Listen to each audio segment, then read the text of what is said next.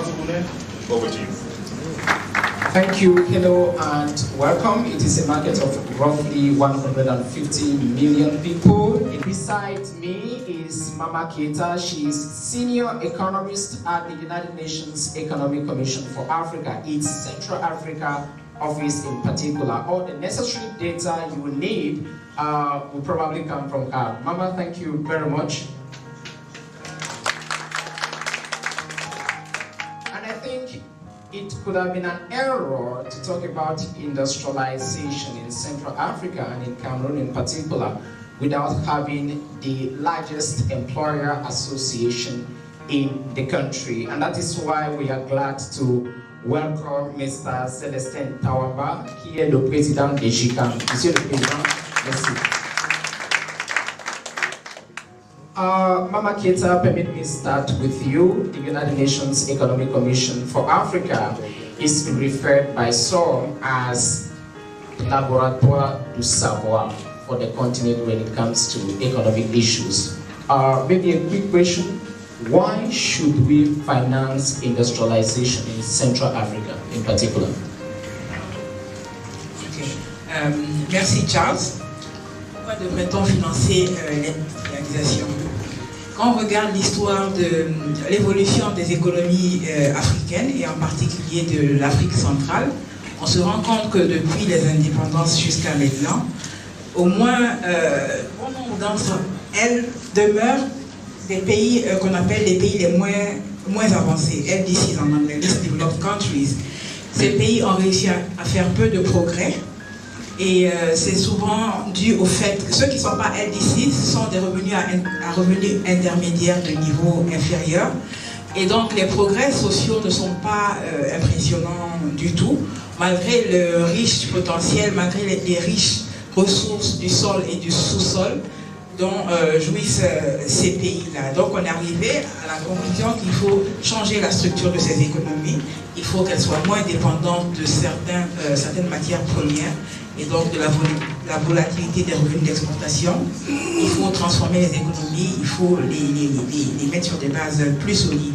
Et donc il faut l'industrialisation, mais l'industrialisation ne va pas arriver comme ça, elle demande du financement pour le secteur public qui doit mettre en place l'environnement nécessaire aux entreprises privées qui sont finalement les producteurs, d'avoir la volonté d'opérer sur place plutôt que d'aller mettre leurs fonds ailleurs. Ils doivent mettre en place des conditions qui permettent à des investisseurs étrangers également de venir opérer dans les économies d'Afrique centrale. Il faut mettre en place des conditions de plus de productivité, de compétitivité également.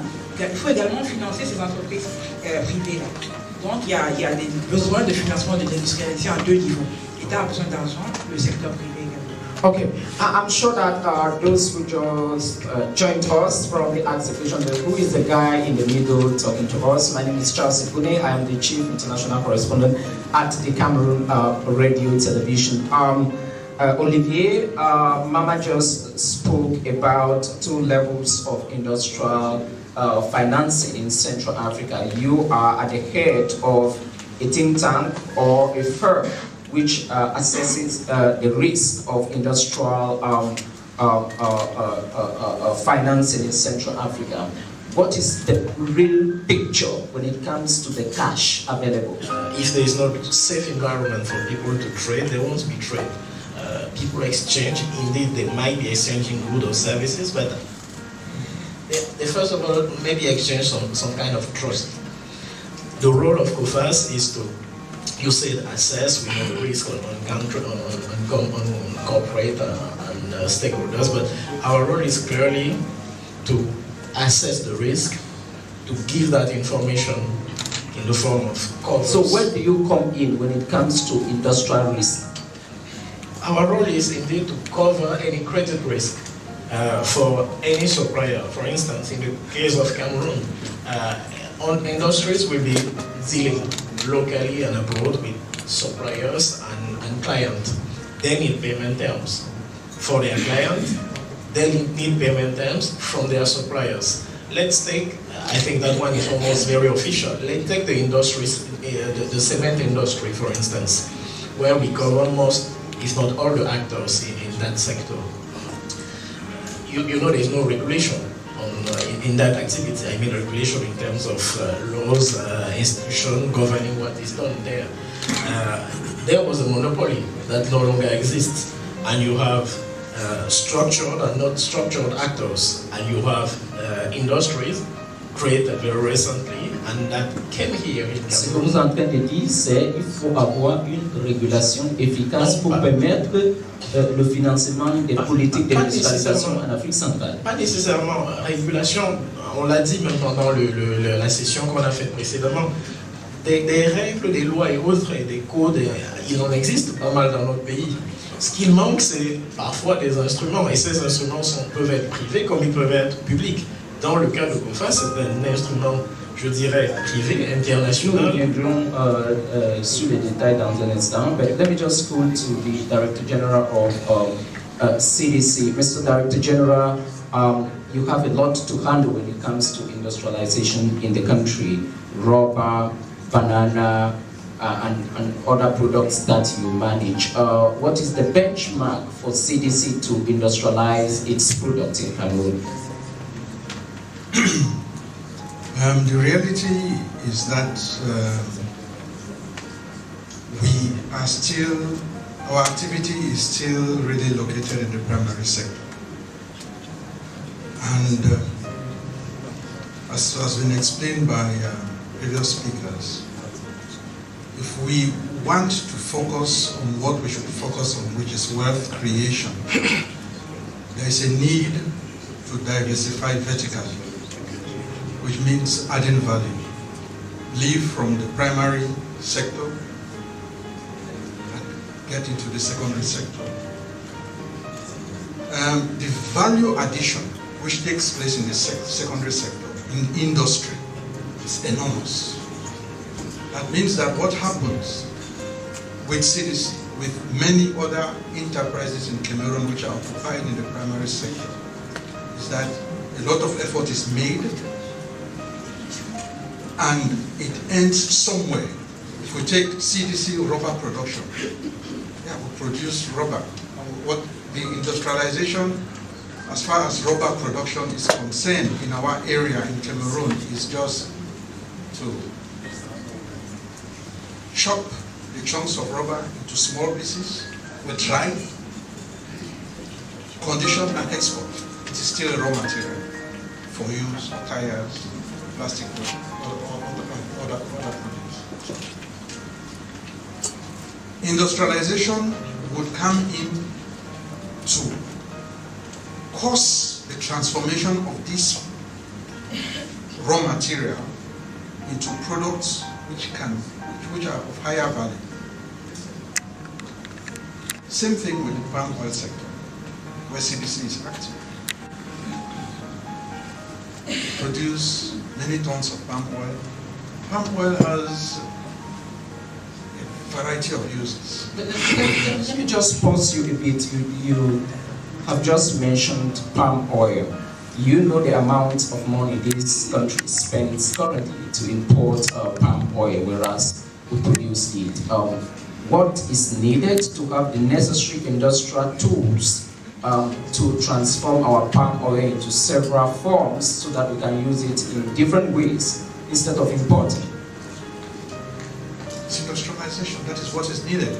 The next aspect would be what prevents us from getting into the next level, okay? From the primary sector to the secondary sector. Sure. Investment capital. Okay. Okay. That is the issue. You are just talking about investment capital. Let me just, I'll be back to you, but let me talk to the person who has to play a kind of role of interface between the government and the private sector. Monsieur le Président, vous êtes le président des GICAM. Lorsqu'on parle de l'industrialisation, quel est le rôle que vous devez jouer entre le gouvernement et le secteur privé?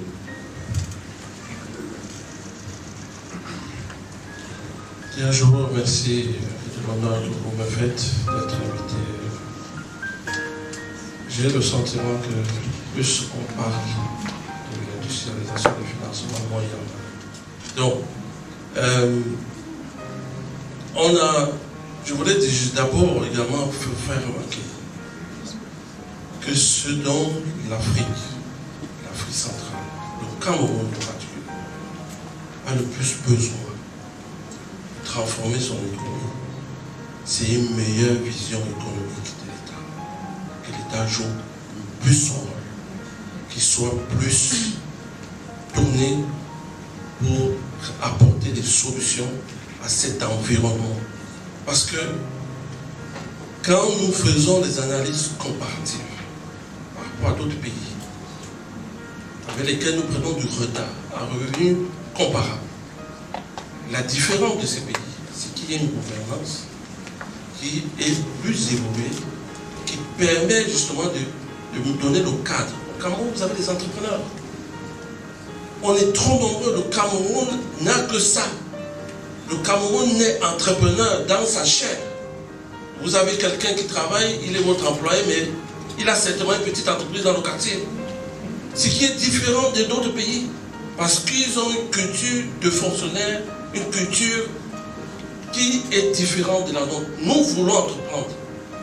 Malheureusement, on n'a pas un cadre. On n'a pas l'outil, le fondement de cela manque. Il faut qu'on le dise. Vous avez aujourd'hui, on ne le dit pas assez, mais nous avons une fiscalité qui est dépassée. Avec la fiscalité que nous avons au Cameroun, il est impossible d'industrialiser. Impossible. Quelle est cette fiscalité? C'est une fiscalité dont le principe sort de toute logique. On ne peut pas vous fiscaliser sur un chiffre d'affaires. Le principe de la fiscalisation, c'est sur un bénéfice. Pas un bénéfice mensuel, un bénéfice annuel. Mais du moment où l'État vous donne un minimum de 2,2 avant impôt, je ne sais pas, aujourd'hui dans l'industrie, on parle de l'industrie, je ne parle pas des services. L'industrie, en moyenne, les PME, le bénéfice avant impôt est en moyenne entre 3 et 4%. Si vous prenez déjà 2,2, ça fait déjà que vous avez moyenne de 50 à 60% minimum tout de suite que l'État prend. Qui est-ce que peut venir investir dans un tel environnement?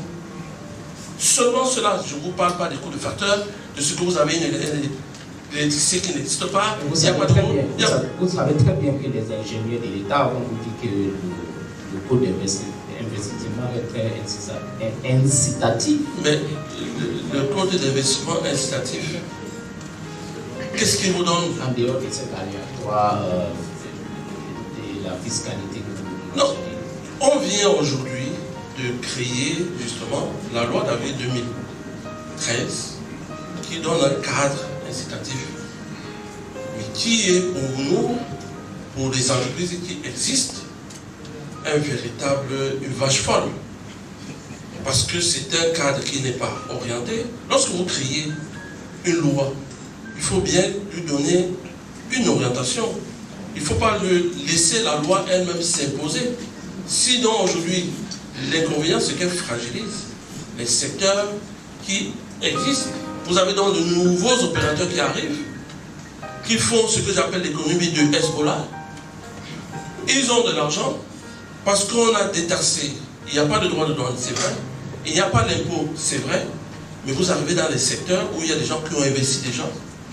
Vous avez donc des différentiels de compétitivité entre ceux qui sont là, qui payent l'impôt, et ceux qui viennent bénéficier de ces lois qui ne payent pas d'impôt. Okay. Et je finis. Okay. Parce que justement, lorsqu'on calcule le PIB, on va revoir tout le produit intérieur brut qui a été créé par le pays. Justement, ça inclut à la fois ceux qui sont là et ceux qui sont nouvellement créés. Mais ceux qui sont nouvellement créés, malheureusement, au numérateur, il n'y aura pas d'impôt qui sera payé. Okay. Donc, la pression fiscale sera virtuellement faible. Okay. Parce que justement, l'État n'a pas mis en place des outils qui sont adaptés pour développer l'économie. If you are just joining us live, we are live streaming from the Aqua Palace Hotel here in Douala, in Cameroon, for the first ever forum on financing industrialization in Central Africa, jointly organized by the United Nations Economic Commission for Africa and COFAS, which is a credit risk assessment firm operating in West and Central Africa and in other parts of Africa. I hope we'll be getting public reaction shortly, either through tweets or Facebook messages or anybody in the hall. But Mama Keita, let me just ask you this question. You come from the United Nations Economic Commission for Africa. You interact nearly with all the actors involved in financing industrialization. Where do you think is the greatest dysfunctional system? Is it with the private sector, or is with the government, or with those who are supposed to rally funds for effective industrialization in Central Africa? D'accord. Donc, encore une fois, il est du rôle de l'État de mettre en place les conditions pour la croissance économique, pour le bien-être des populations. Donc, s'il y a problème de financement, l'État, dans tous les cas, doit faire en sorte de trouver des solutions, de dégager des solutions, de voir ce qui marche. And very shortly, we'll be talking about recommendations and proposing solutions. So just go ahead. Donc, il faut être imaginatif, voir les blocages d'abord. Donc, parler avec ceux qui ont besoin du financement. Ça veut dire le secteur privé, pourquoi il n'arrive pas à se financer. Et cette question de crédit de court terme. La même Éthiopie a financé un des barrages les plus grands en matière de choses, de potentiel énergétique, également toujours sur les mêmes fonds de la diaspora. Donc il y a cette façon de faire. En Éthiopie, toujours, il y a cet exemple de création de marché des matières premières, où on permet aux producteurs et aux demandeurs de matières premières de venir se rencontrer. Ça permet de réduire l'asymétrie de l'information à propos des stocks qui existent. Ça permet aux petits producteurs d'avoir des titres et des garanties de financement. Mama Keita, without cutting you, I've been to Ethiopia on several occasions. It is one of the most state-controlled economies in the world. Why do you think that countries like Ethiopia are succeeding to finance their industrial projects through the diaspora whatsoever, and more liberal countries like Cameroon are unable to leverage on that? Like I said before, the first thing is a matter of leadership and vision. To have a vision for your country, and then to try and devise some strategies to make the vision materialize. When you have that, then you try to, you build trust, and then you get partnership, strong partnership. This is what is happening in Ethiopia. They are able to bring in a lot of investors, foreign investors, from Turkey, from China, yes, that's what I know. And this is the most important thing, the vision, and then to build trust, to have a good governance in your country. L'industrialisation axée sur les produits de base, la diversification et la transformation structurelle des économies de ces pays sont nécessaires. Allez-y, le oui, merci. Bon, je suis Roland Léoué, le directeur général adjoint d'Activa Assurance. Ok. Il y a eu trop de mots ce matin sur Activa Assurance, donc je ne vais pas revenir dessus. Tout à fait. Nous sommes partenaires de FAS. Oui. Et en tant qu'assureur leader au niveau de l'entreprise, nous accompagnons bien sûr ensemble, en tandem, les entreprises. Il est évident que l'expertise que nous apportons mutuellement au niveau des entreprises doit permettre justement de rassurer les entreprises. Mais je vais aller plus loin. C'est le métier d'assureur. Ce n'est pas simplement assurer l'entreprise. Dans des pays matures, dans d'autres sociétés, l'assureur joue un rôle important dans le financement économique. Et ça, on n'en a pas parlé. Les assureurs ont une grande capacité d'épargne, au Cameroun comme ailleurs. Et quand on parle de la bourse qu'il faut développer, dynamiser, on sait très bien que dans d'autres pays, dans la développement, on n'hésite pas à commencer par ce qu'on appelle les zinzins, les investisseurs institutionnels, pour trouver des fonds, pour développer des secteurs d'économie qu'on fait. Donc il est évident que je partage en tant qu'assureur tout ce qui a été dit par le président Gigal, tout simplement parce qu'il est évident que nous sommes dans un cadre. Nous faisons notre métier d'assureur pour accompagner le mieux possible les entreprises, mais il est évident que si les conditions nous permettent, je ne vois pas pourquoi est-ce qu'on ne pourrait pas lever des fonds avec ces entreprises qui, bien sûr, respectent au niveau de la gouvernance. Oui, je dis tout simplement que je partage ce qui a été dit par le président Gigal sur le rôle de l'État dans l'environnement. Je dis simplement en tant qu'assureur, comme dans tous les pays matures, on a besoin d'argent dans ce pays, nous avons l'argent, c'est faire. Ce n'est pas ça le problème, on a des capacités d'épargne. Nous avons des épargnants qui ne demandent qu'à mieux gérer leur argent. Donc peut-être qu'une piste aussi, c'est de mieux utiliser ceux qui ont des grandes capacités d'épargne pour développer l'économie. Mais ça suppose quand même un environnement et un cadre bien clair qui permettent justement de dynamiser notre économie. Je pense que c'est aussi une piste au-delà de ce que nous faisons déjà traditionnellement, nos entreprises, qu'il faut explorer. Thank you very much. Let me just do a summary of what has been said here today on financing industrialization in Central Africa. We are live streaming from Douala, Cameroon. And the very first thing I retain is that we need judicial security in this country and in the sub-region. By judicial security, we need a legal framework that enables good governance, that enables everybody to play his or her own role in ensuring that the necessary financing channeled for industrialization is effectively used in that domain. And another issue which has been raised as a recommendation and is posed is that money is not lacking. There is a lot of capital, there is a lot of money to finance industrialization, but we need to provide the necessary governance for investors, for whosoever wants to invest, to come in. And thirdly, the panelists have suggested that everybody should play his or her own role in the entire industrialization process in Central Africa when it comes to financing, for instance, which has been our point of interest. And to have discussed all of this today here, my name is Charles Sepune.